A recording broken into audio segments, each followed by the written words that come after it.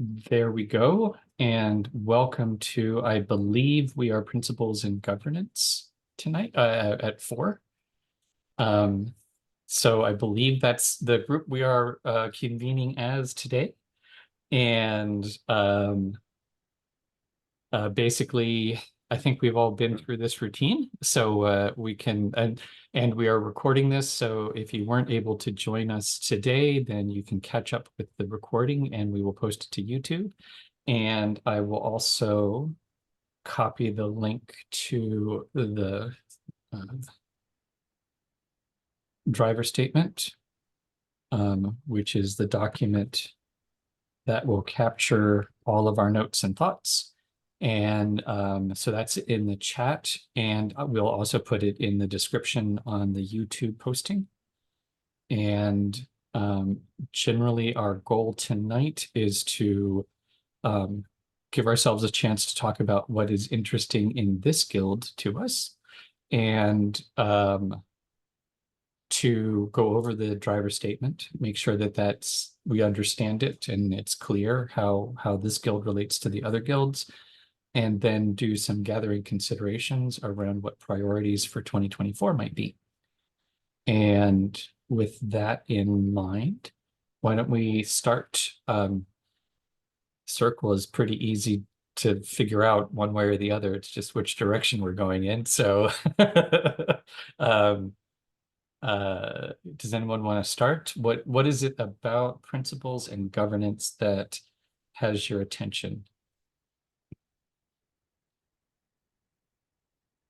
I don't want to start. I started on Monday and I started it on Tuesday and I don't want to start today.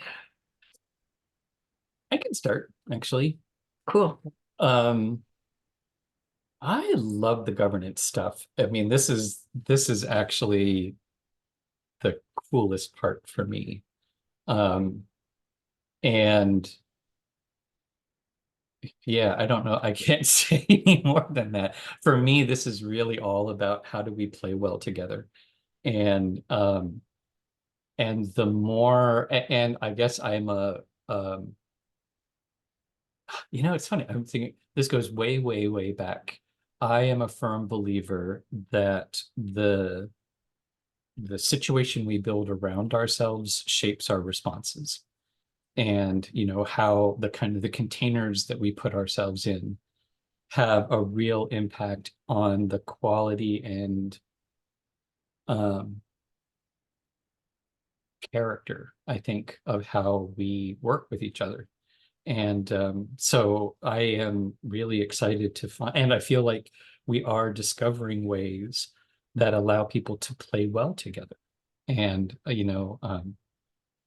I am just really into experiments to figure out how do we maximize the playtime. And yeah, that's what I feel like we're up to. So I'm going to pass over to April. You've stolen my speech, Ben. Ben and I have come to these things independently, but we have also worked together for the last 10 years trying to produce, I think, organizations and work settings where that are more humane, that are effective, and somewhat enjoyable. And it's those reasons that drive my interest in this particular guild.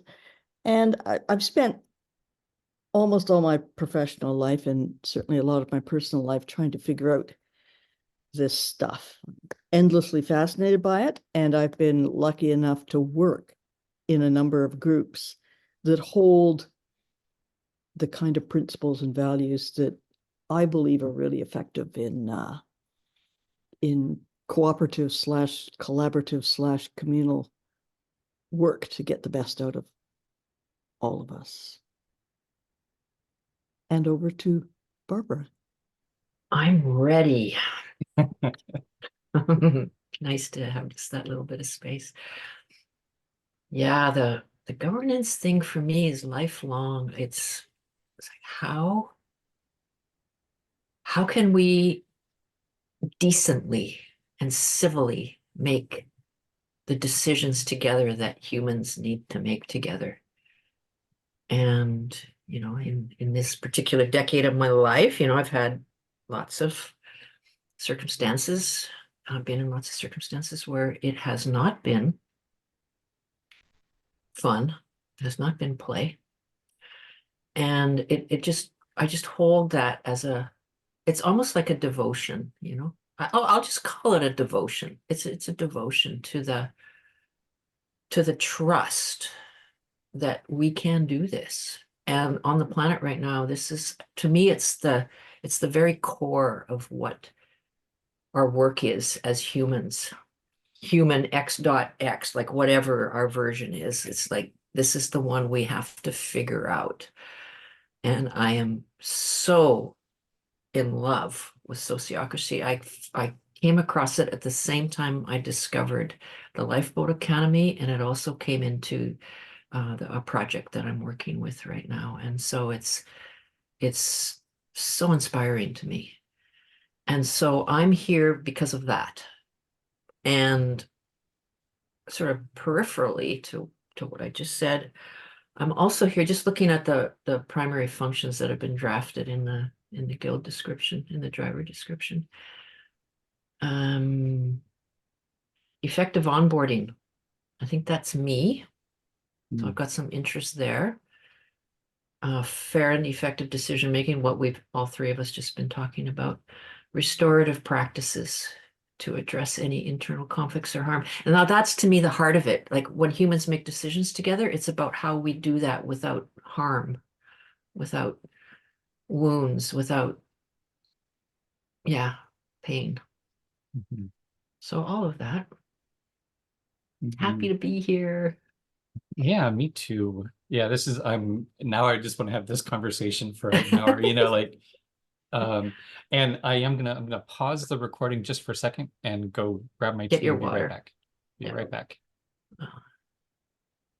All right, and we're back, and I'm going to share screen with the driver statement for principles and governance, and we'll just go through. We've got a healthy list of people who are interested in this guild as well, who couldn't be here tonight, and so also we can expect other company as we move forward. And which actually reminded me, after the guild meeting last night, one of the things that occurred to me is that all of the guilds have a sort of outreach component in terms of the onboard. It's not part of the onboarding as, you know, being open to onboarding people into each of the guilds, right? And so how do we welcome new people? Anyhow, so the Principles and Governance Guild has been likened to the immune system and the permeable membrane that guards the organism and allows healthy, nutritious things in and keeps harmful pathological things out, and figures out how to bring things in a way that integrates them into the organism. So that, as Barbara, as you said in the check-in, we've identified that that's about onboarding, fair and effective decisions, and restorative practices. And I think it's also, we were talking a little bit about how, like Barbara, you were saying, how do we make decisions where there is no harm? And I think I would kind of I think, how do we minimize harm? But there's always harm. And, you know, through misunderstanding or lack of information or you know, and and I think that that's really the approach of, that's also why I'm really such a strong advocate of the experimental, treat everything as a series of experiments. Because we do the best we can. It's Maya Angelou. We do the best we can until we know better, and then we do better. And so this is the guild that's all about how do we do as best as we can, knowing what we know now, and be open to doing better as soon as we figure out how to do that. And so anyhow, the main responsibilities we've covered. And then in terms of long-term goals, a lot of it focuses on that idea of onboarding, which I extended in my interpretation. And I think it's, anyhow, I put it out there as a proposal that we can amend. But that all of the badge earning is really kind of under the principles and government, or the form of badge earning is held by the Principles and Governance Guild. How to set up a badge, how to coach people through a badge, the kinds of making sure that the badge has a like a practice to it, a way that you can demonstrate it, those sorts of things. And then, of course, each of the guilds will have their own content. And so this I see as the guild that really kind of is the steward of the badges process. And then, of course, there's an interdependency with each of the other guilds who identify the actual content that goes in those badges. So, and then the other thing that's in terms of our long-term goals for this guild is basically we're trying to do this in a way where we have metrics that there are things that are keeping us on track. And so the feedback that we get from visitors and partners, we just have put in now as like a generally positive reviews from folks. But as we get into it, then that's also what are the things that we want to know about, what's the kind of impact that we're having, and we'll be developing that as part of the guild work as well. And I will say one of the things I had a question about is where do things like office hours or the help desk go? I was assuming if we're kind of the keepers of the badge, then the help desk becomes part of our domain. But that's, open for discussion.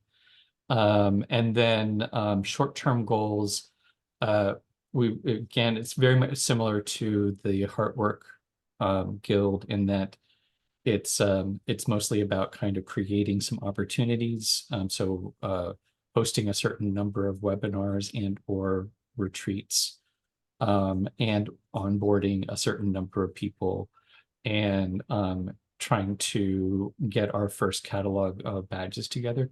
We already have a start on the badges, by the way. There is a formal record of all of the badges in the guilds from the previous iteration of the guilds, but that just means that basically the Farm, Food, and Housing Guild has a whole whack, and not many other guilds have many.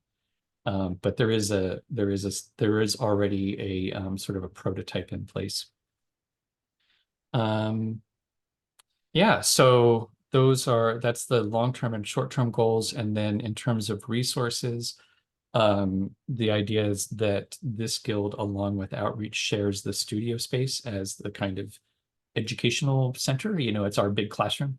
And then a lot of the things that line up with organizing activity. So the Google Drive, Asana project management, the help desk software, Slack as our walkie-talkie, and the webinars, which are how we're onboarding Lifeboat Builder, one of the tools in which we are sort of orienting people to what we're doing. And then some of those processes around planning, decision-making and planning. And actually, I'm going to say, so in terms of interdependencies, there's a lot of overlap with both Heartwork and Outreach.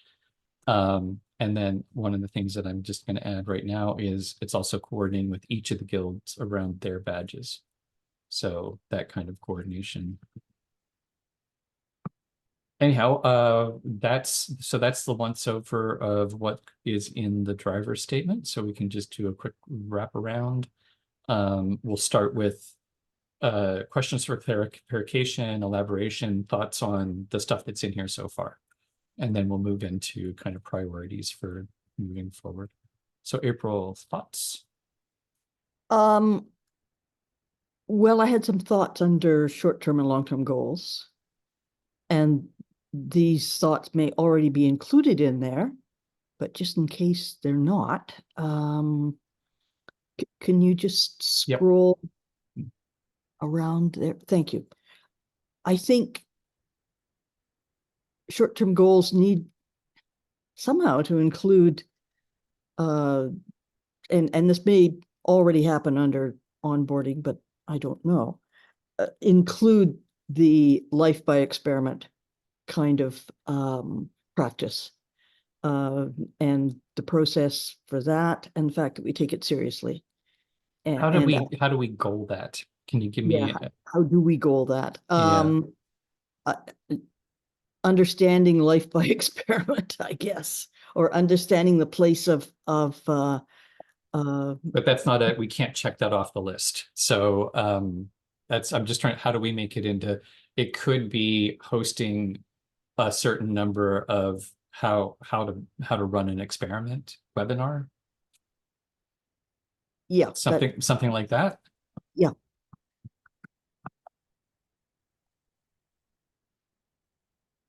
I'll put that in and we can always massage it. And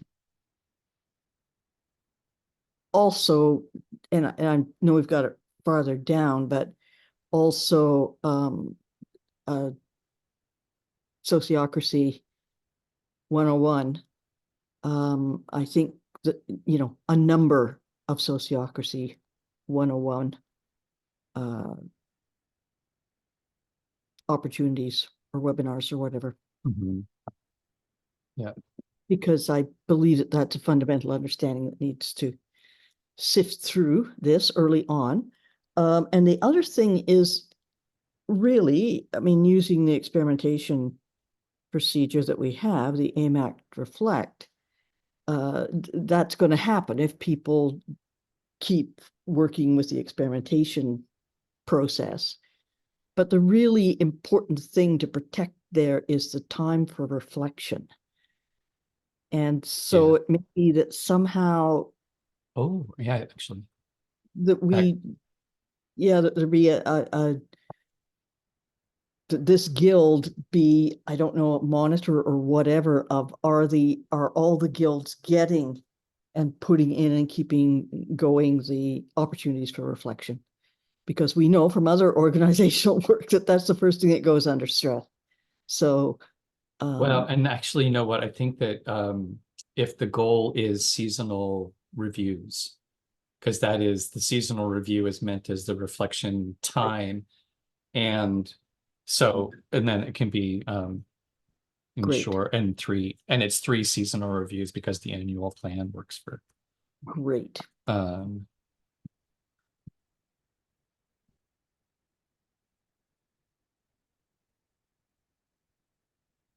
then I think probably the longer term goals will be something in those too. It may be, after 3 years of doing this, take a look and see if it does actually work. So maybe making an experimentation about our short-term goals happening. Yeah. Walk the talk. I'm cross-talking. I'm sorry. I'm just end of the day. My onboard editor is fritzing. So on to, I think Barbara's next. Yes, I am. My experience so far with this process is that sometimes goals emerge, or what we're calling goals here emerge from the considerations round. So I imagine that that's something that will occur, at least for me. Every one of the short-term goals can be detailed sub. So for example, onboarding X new people includes in that an objective to prepare an onboarding process or finalize or review. Like there probably is one that exists, or maybe there's one, maybe there isn't. However, that's my point, is that every one of these is quite dense and can be unpacked, and I think that will happen. For me, I'm the new kid on the block. I'm in some ways I'm not passive, and I'm also working to not have opinions when I don't know enough to have opinions. So that's partly how you'll see me today, is quietly. That's what I have to say at this moment. Over to Ben. cool. I think, yeah, I agree. And It is kind of funny. I think we do have an onboarding process. And one of the things that I think we've worked through is and part of the reason for the badging is basically once you have a badge, then you can critique the badge, then you can innovate the badge. And so, for all of these things, for all of these processes, as soon as you a peer in that badge, right, then the process itself is meant to be self-correcting. And and that is, I think, why the onboarding is so important, because it's really onboarding. And actually, I guess this is kind of gathering considerations, like we can morph into gathering considerations. Oh, actually, and I should say I added in today some regular chores that sort of what we were talking about, that I see this guild as ensuring that coordination circles happen probably weekly, seasonal and annual planning happens, and that the daily huddle happens. On whatever schedule, we determine, makes sense. But basically, this is the guild that ensures those kind of touch points are happening. And then also that means that there are some badges already. And Barbara, we do have, I think, a fairly robust onboarding system. We've used it repeatedly. Yeah, looks like it. Yeah. So anyhow, so there's all of that for what it's worth. And gathering considerations.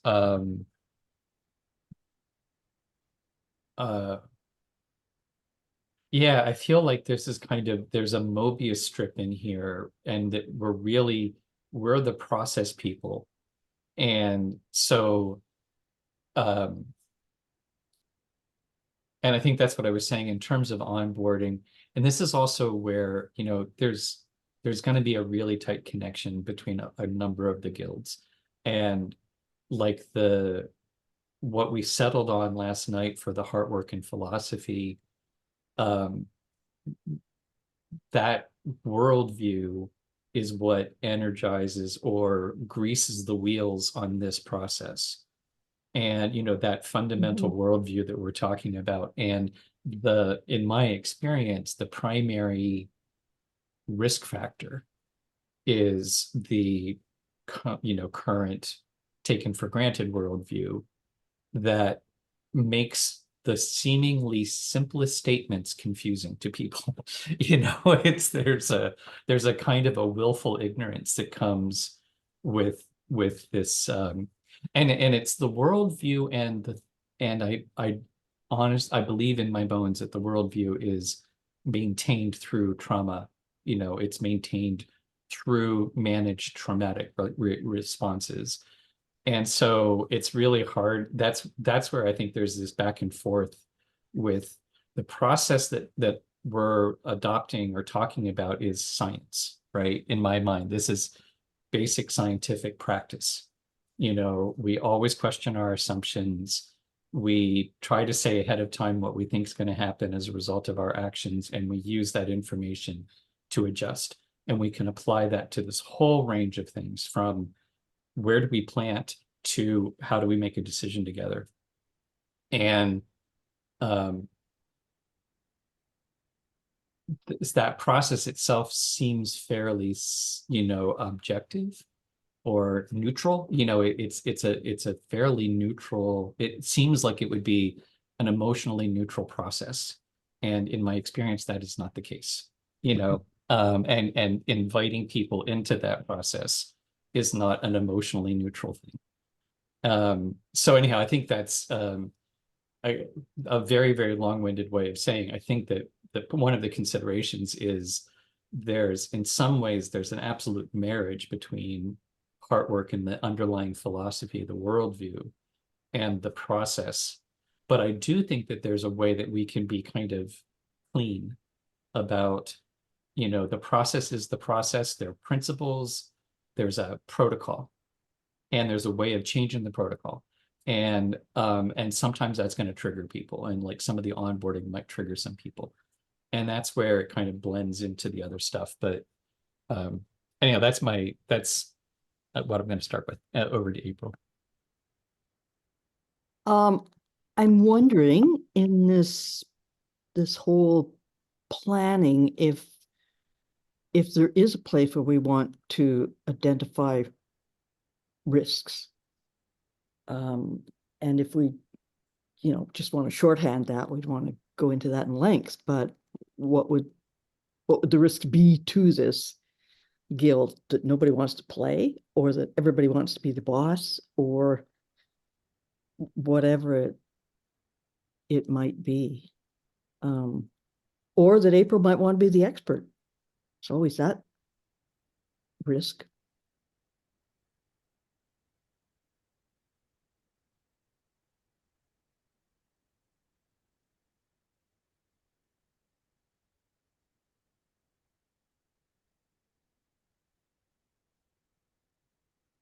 Okay. And over to Barbara. Yeah, I was just going to make that query. The thing that the ground for me on in which I am practicing and witnessing is that of consent. Mhm. And I'm going to just put a / there, consent agreement. So this place, which feel like it just feels to me, maybe because I'm coming in fresh with it. I am not a practitioner. I'm a learner at this point. And I also find myself in a position of leadership in the work project to introduce this Mm. this methodology. It's quite interesting to be a learner and a teacher at the same time. Not a problem at all. However, where it begins in this condition that I'm in right now, where it begins is with that orientation, the orientation towards agreement. And there's a gazillion things. You just pointed at one of them, April as the expert. I mean, and to me, that's a variation of, small self ego, wanting to grab the reins, be heard, be seen, all of those things. And all the iterations of that happen in a group of humans together. So yeah. Just the few words about that are the sort of fundamentalism of consent and agreement as a consideration for this guild. Yeah, I think that's enough for this point at this time. And you'd think with 3 people I could keep it. I think it's Ben. Yeah. I totally agree. And I think it's interesting, because I think, you build on, and then what are the primary agreements then? So it's, that we build the space together based on what works. And so, that's that, I can't say enough how much I love the 7 principles of sociocracy, because I feel like that's it. And they're all, to my mind, there's nothing objectionable about them.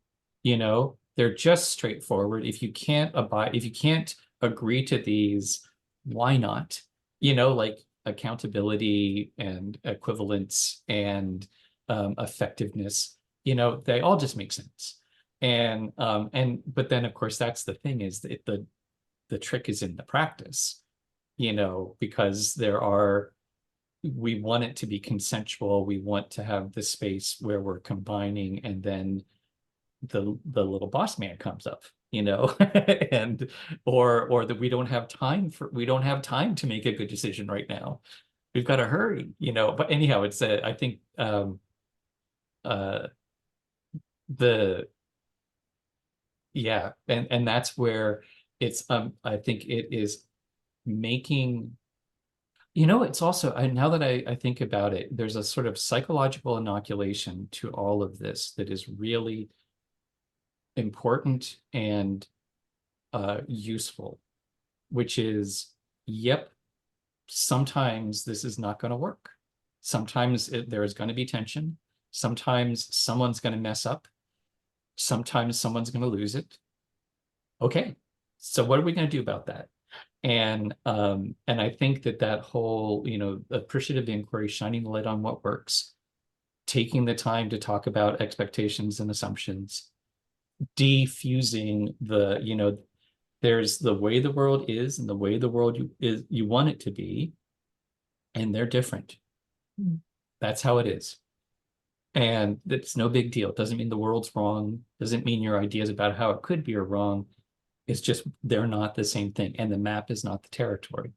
And we use stories to make sense of the world, and the stories aren't true. They're true-ish. And as long as we all hold that true-ishness, then and I think that's part of that true-ishness is that, and we're going to get it wrong from time to time. And it's just this anyhow, I think that I agree. It comes, maybe that's it. Maybe it's the two parts. It comes back to consent, but then with consent is a kind of an accountability. And that's what, it's one thing to agree to things, but then it's another thing to, be responsible to those agreements, knowing that it's almost, we are humans. We're not going to maintain the agreements perfectly all the time. And can we be okay with that with each other? How do we make that? How do we allow that to be gentle? So I think there's something about like really making that really clear. Like, this is not a safe space, right? We can't guarantee a safe space. That doesn't exist on this planet, but what we can guarantee is if you have been triggered, we will do what we can to make it right. If you've been harmed, actually, if you've been triggered, we'll sit with you. And if you've been harmed, we'll try to make it right. And anyhow, I'm totally on a roll. I'm going to pass over to April. I'm enjoying my soapbox tonight. So over to you, April. Take it away. After our discussion yesterday as part of the Heartwork and Philosophy group, something kept sort of banging around in my head, and it was ethics. That a lot of what we talked about requires some ethical judgment. And that's ever shifting, ever changing, and sometimes we get that wrong too. But there is something both in that guild and in this one about ethics. And it starts off with doing what is right, not just doing what comes from somewhere else or from pressures or whatever. So that accrues to human rights as well. And the kind of knowing that you carry on your shoulders at all times, the need to keep questioning, am I being ethical in this? Are we being ethical? At what point am I willing to call myself or anybody else or speak to that, not call people on it, but to the ethicness of stuff. Ever shifting, exhausting, but I think needs to be, it's a consideration, certainly. And the other side of that coin really is humanness. The acceptance of humanness, the acceptance of sometimes I'm tired, hungry, angry, have low blood sugar, whatever. And there's sometimes when I can't do my best and frankly don't want to. And the sort of procedures of forgiveness, as well as the recognition that there are some places where I and other people will have gone wrong. Is there a way in our processes to put that question in there, always as part of our review? Have we gone wrong? Where do you think we might have gone wrong? And consider that. So that's what's moseying around in my brain pan at the minute, and it actually moseyed around in the middle of the night last night So I'm not so sure if it's great for your sleep to be considering all these things all the time. Anyway, over to Barbara.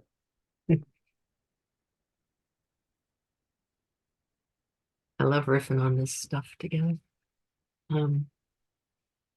I love you just said brain pan. I say it all the time and hardly anybody else does. And you just said it, April, and I love you. I just fell in love with you right at this moment.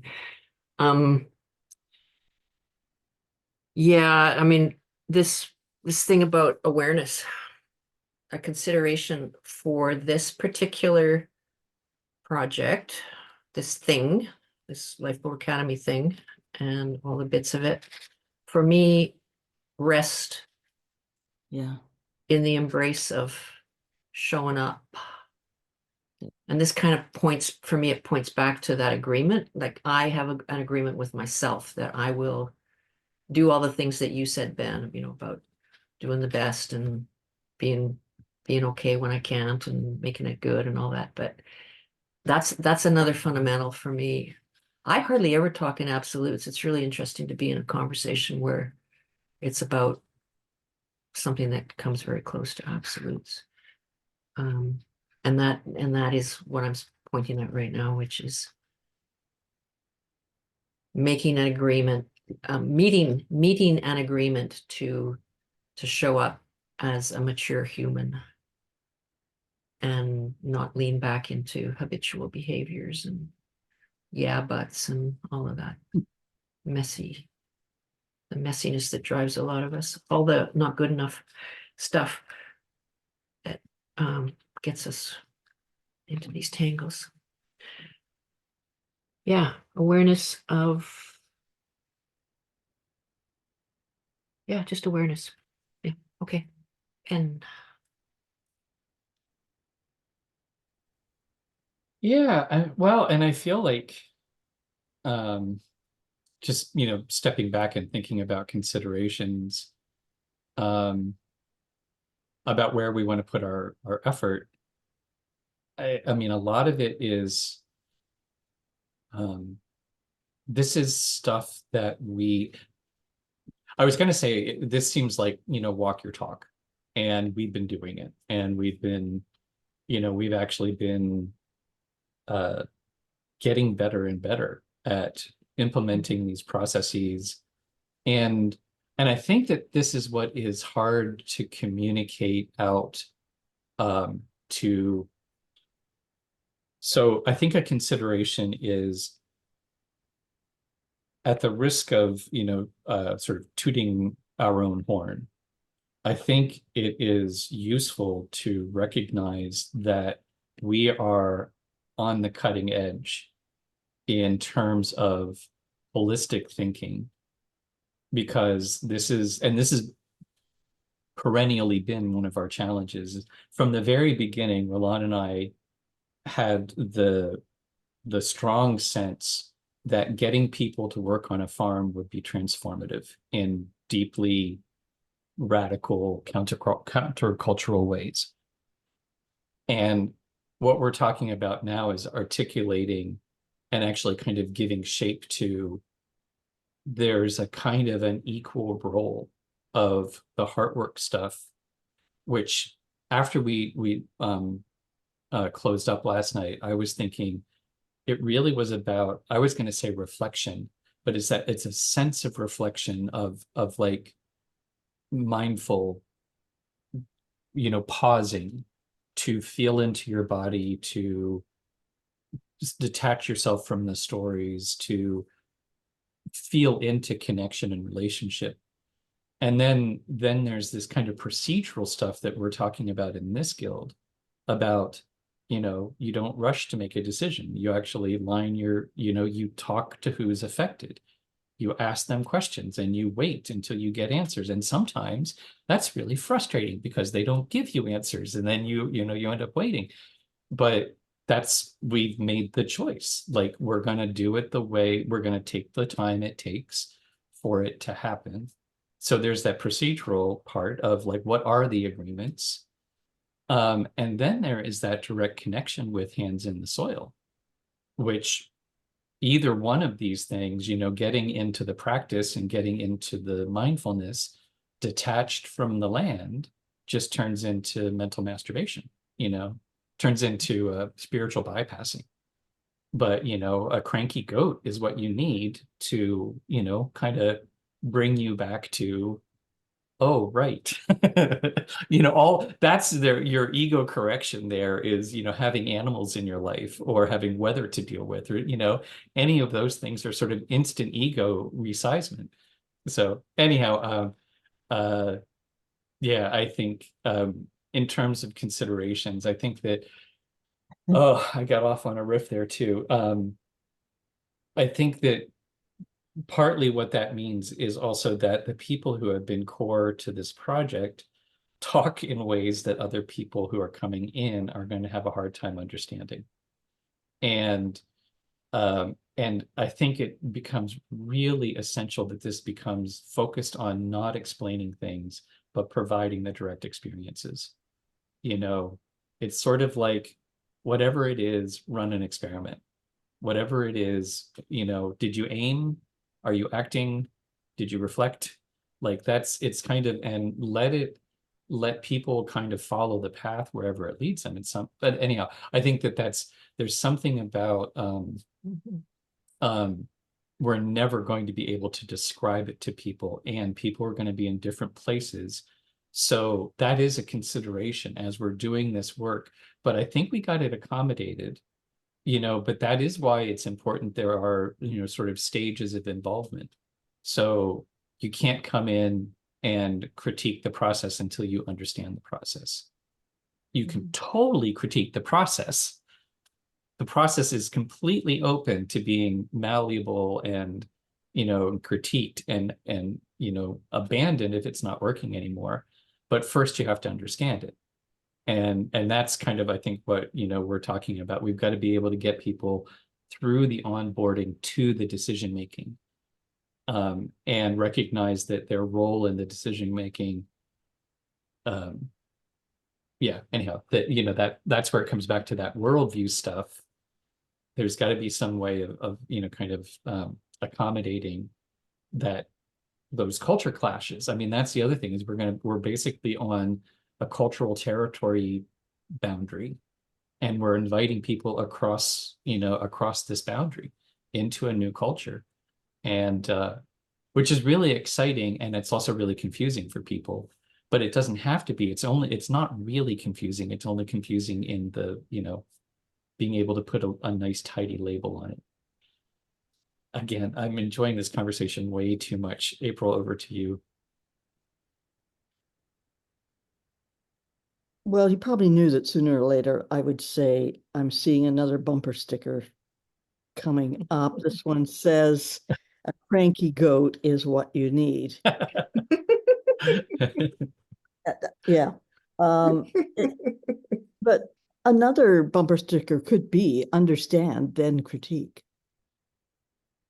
Or you're invited to understand and then invited to critique. Because that does sum up part of the process, and it takes away the somebody thinking that somebody else is always going to be right or always going to be wrong or whatever. And it deals with humanness. I'm starting to see this whole process now as a massive board game.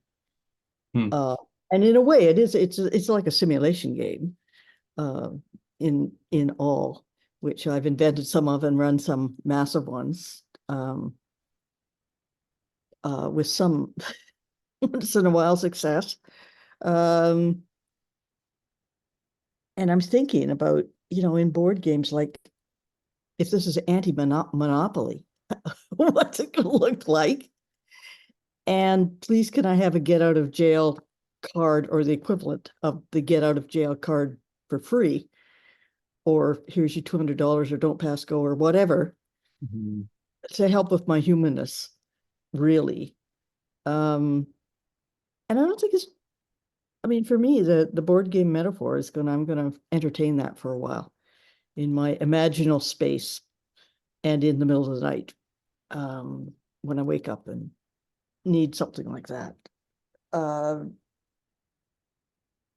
And as you know, I have some background in cultural studies and a new culture. Mm. That's, in a way, if we had a flag that we were flying at the farm gates, it might say that and have a goat in the background. Basically. Over to Barbara. Lovely. I am my awareness is going towards what's the thing in this doc called? It's action plan, 2024 action plan. And I popped in just a stream of consciousness thing there. As Ben and April, you were talking. And I don't have anything more to say at this moment. So that's sort of kind of a pass, a little bit. Well, it does feel like, I mean, if we've reached bumper sticker, then we're at wrap up mode. And I feel like what are, the short-term goals here sound like an action plan to me.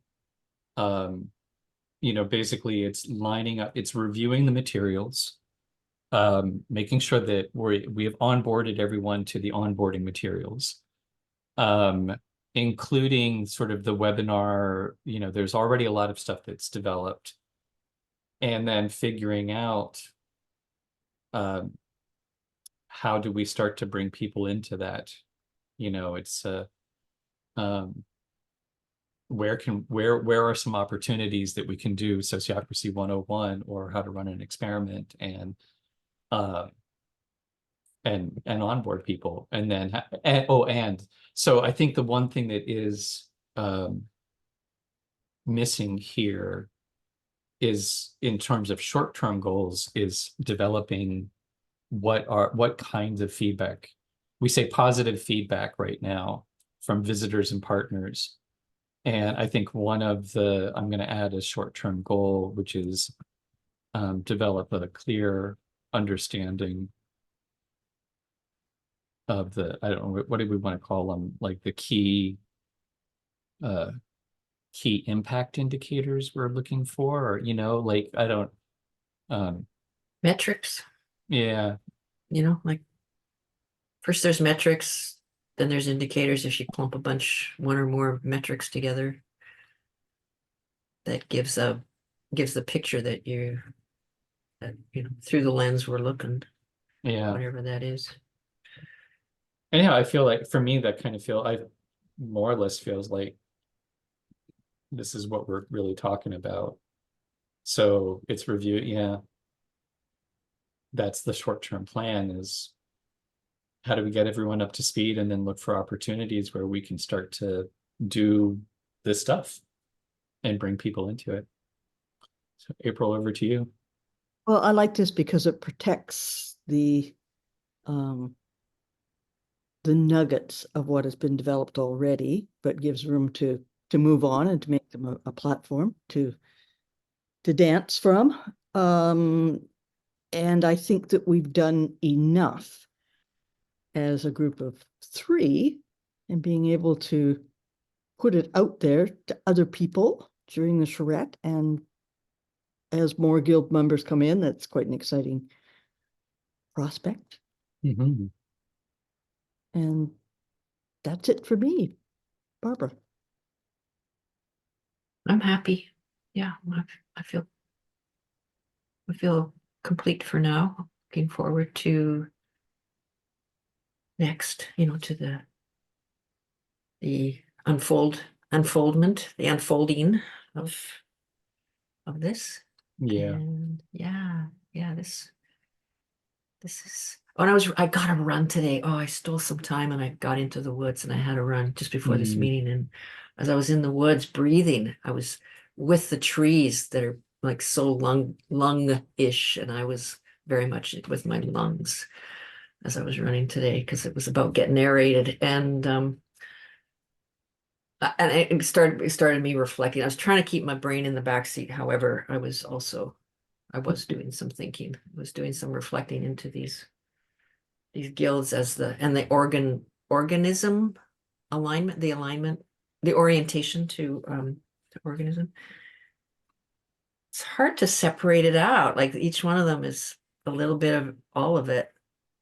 But I was really, really, really feeling aligned with lungs and the respiration for this particular guild for some reason. Yeah, I'm not sure why. And I didn't know at that time if the lungs are already one of our tags, for these guilds. I don't know. Anyway, I just want to share that. Ben. We have, we were trying to be really careful about not having more guilds than we had people to support it. And there's way more than 5 basic functional systems, I think, in an organism. So, that's we don't have lungs. And then it's also, we don't really have a heart. We have a what's it, the something cingulate where emotions are get processed. Like the heart does not pump things through it's like, anyhow, so it's like, yeah, we've got lots more organs that we can start to flesh out when we get more people. All right, well, this feels great. So yeah, I think our work here is done. So have a good evening, unless you're joining for the next one is outreach and network. And which will happen in 5 minutes. Thanks, guys. Yeah, I'm gonna pass. I'm gonna pack. I'm super delighted that I get to connect in every day this week. And do you have you're driving, so you don't need rides or anything, and you're coming tomorrow? Yeah, I'm coming in my car because it could be the bed. So I'm just. We've got options for you too. So that's cool. We can talk about that tomorrow. Yeah. But I'm looking forward to being in person. Cool. With us all. So all righty. Well, bye. And stop record.